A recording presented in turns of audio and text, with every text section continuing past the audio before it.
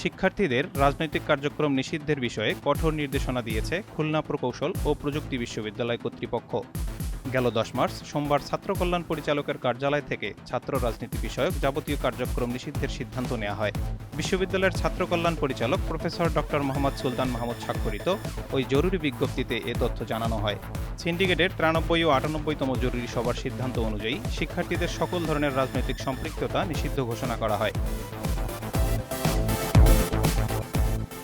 এছাড়া সিন্ডিকেটের ৯৮তম জরুরি সভার সিদ্ধান্ত অনুযায়ী রাজনীতির সাথে জড়িত শিক্ষার্থীদের ক্ষেত্রে তদন্ত সাপেক্ষে সর্বোচ্চ শাস্তি হিসেবে আজীবন বহিষ্কার ও ছাত্রত্ব বাতিল করা হবে।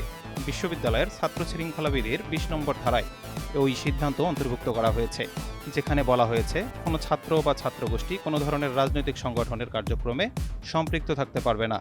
যদি কোনো শিক্ষার্থী সরাসরি রাজনীতির সঙ্গে যুক্ত হয়, সেক্ষেত্রে তদন্ত সাপেক্ষে তার বিরুদ্ধে শাস্তিমূলক ব্যবস্থা নেওয়া হবে। বিজ্ঞপ্তিতে বিশ্ববিদ্যালয়টির শিক্ষার্থীদের কোনো ধরনের রাজনৈতিক কার্যক্রমের সঙ্গে সম্পৃক্ত না থাকার আহ্বান জানানো হয়। এই ঈদে জামা জুতো অ্যাক্সেসরিজের ডিসকাউন্ট।